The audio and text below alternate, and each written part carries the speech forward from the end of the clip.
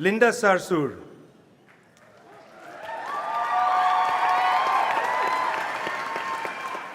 Linda Sarsour is with Empower Change, the largest Muslim-led social and racial justice organization in the United States. She is well known as the co-chair of the Women's March. She was the lead plaintiff in Sarsour versus Trump. Boy. That's where it begins and ends, right? Linda Sarsour, my sister in struggle.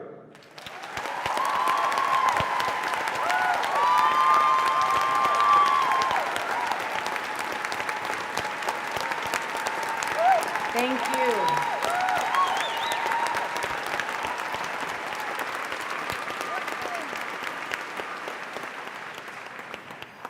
What up, UMass-Amherst?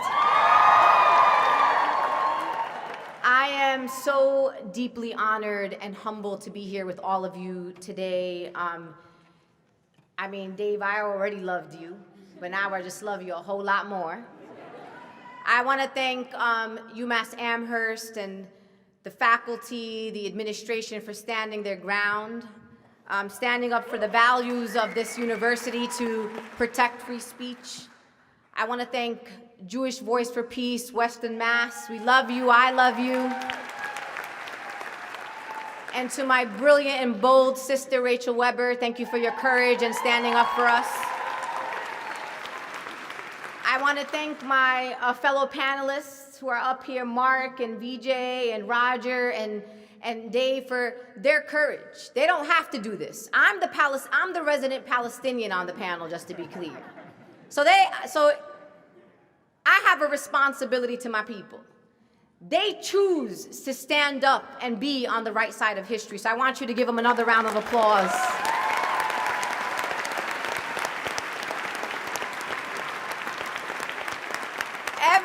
Everything we say this evening is on the record, even if it wasn't on the record.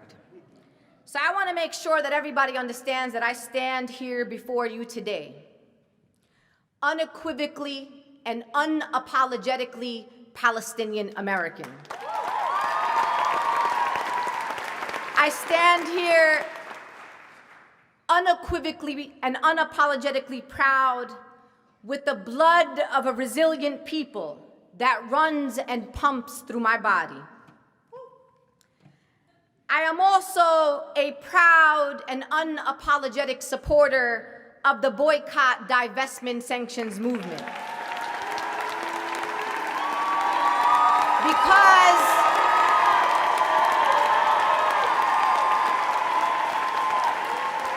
Because I am trained in Kingian nonviolence, the ideology of Dr. Martin Luther King.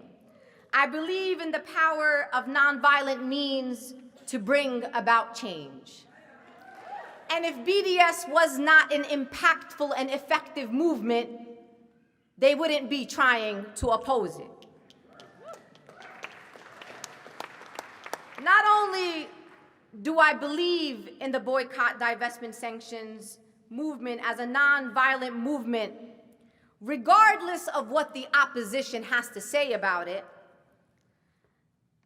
it's not just about belief, it's about my right and your right in the United States of America, upheld by the Constitution, that we have every right to boycott and divest in whatever ways we feel appropriate.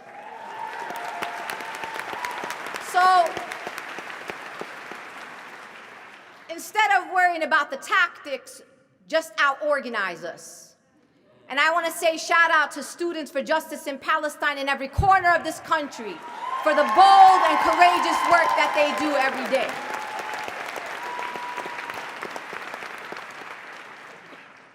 Why boycott, divestment, sanctions?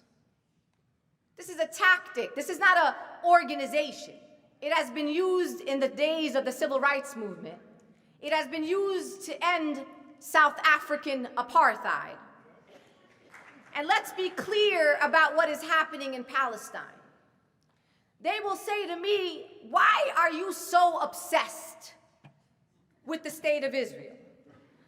Linda, they got countries all over the world who engage in the violation of human rights of people. They are absolutely correct. Countries like Saudi Arabia, countries like North Korea, countries like China oppressing 1 million Uyghur Muslims. So it's not lost on me that we live in a world where there is oppression happening in every corner of the world in which we live. Why the state of Israel? Because as a social justice activist, as a human rights activist, but also as an American, I work hard for my money. I hustle for my money.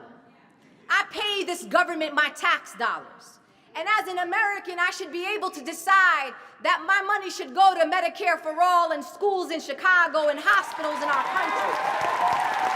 And not to fund, and not to use our hard-earned money to fund an illegal occupation and oppression of a people like the Palestinian people.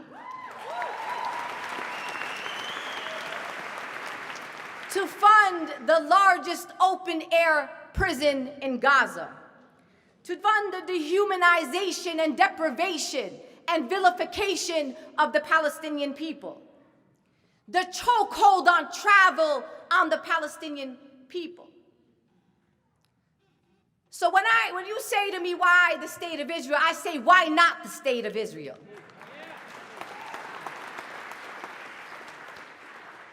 What inspires me as a Palestinian is the struggle of Black people in America. And what we share with our Black sisters and brothers in the United States of America is we find ourselves as Palestinians always trying to figure out how to defend our humanity. I'm tired of telling people why Palestinians, like Black people in America, should be treated with the utmost dignity that they deserve.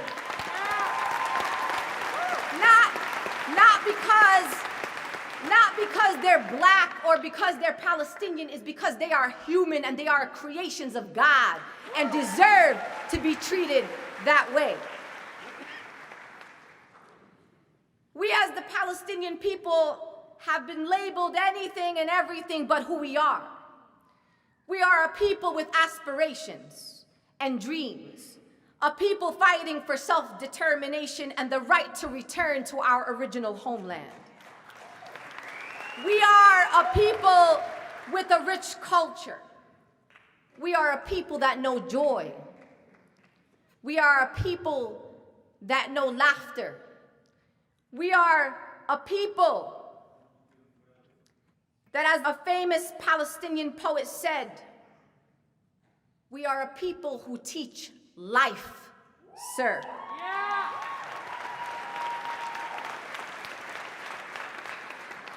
People say to me, the state of Israel was created for the self-determination and the safety and sanctuary for the Jewish people. And I believe that all people, including the Jewish people, deserve safety and security and sanctuary.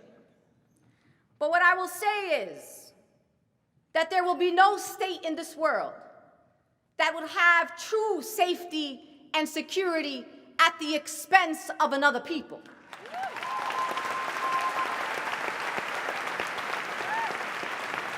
What I know as a social justice activist, as a human rights activist, as a solidarity activist, is that our safety is in our solidarity. And that our liberation as Jewish people and Palestinian people and the Arab people is bound up with one another. And if we want to all be safe, we have to see the humanity in one another.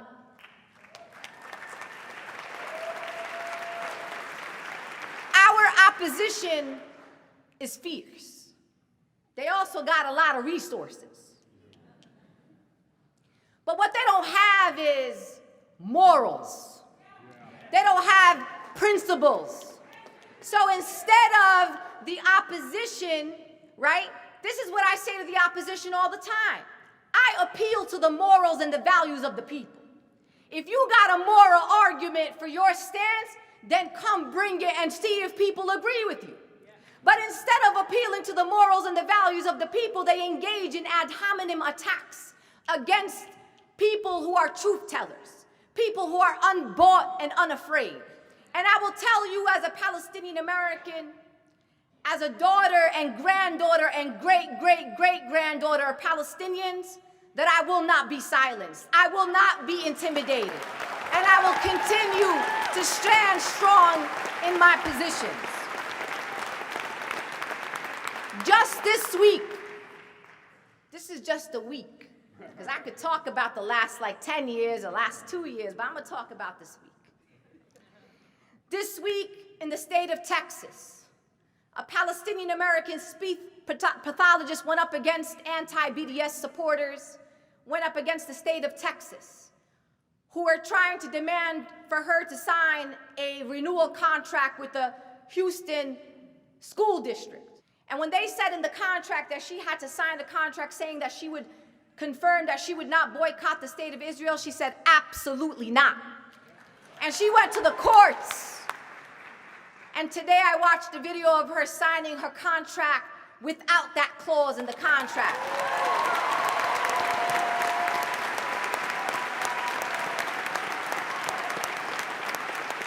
Just this week, I went to Winnipeg, Canada.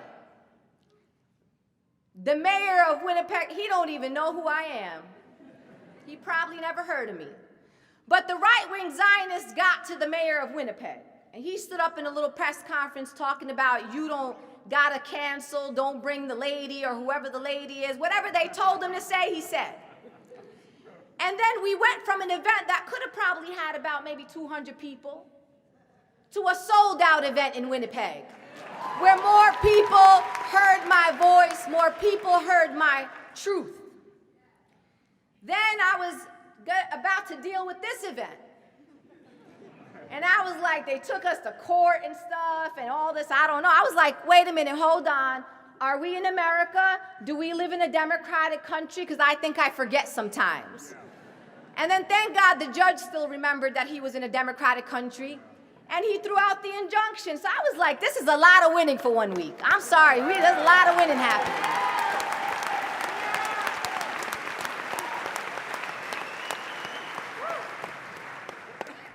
If you think the way to convince people of your argument is by telling me how you're going to chop me up into little pieces, or how you're going to kill me, or threaten me, or try to get me canceled from events, I'm just letting you know, and I'm giving you some free advice. I'm not even charging.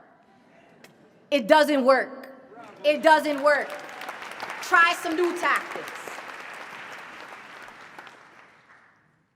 There's a Mexican proverb that really resonates with me as a Palestinian, and it says, they thought that they buried us, but they did not know that we were seeds.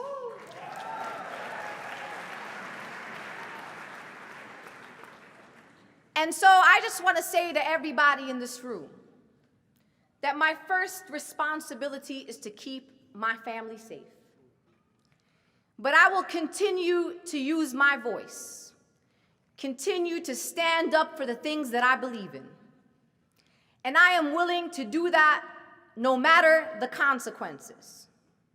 Because Malcolm X said, if you're not ready to die for this, take that word freedom out of your mouth.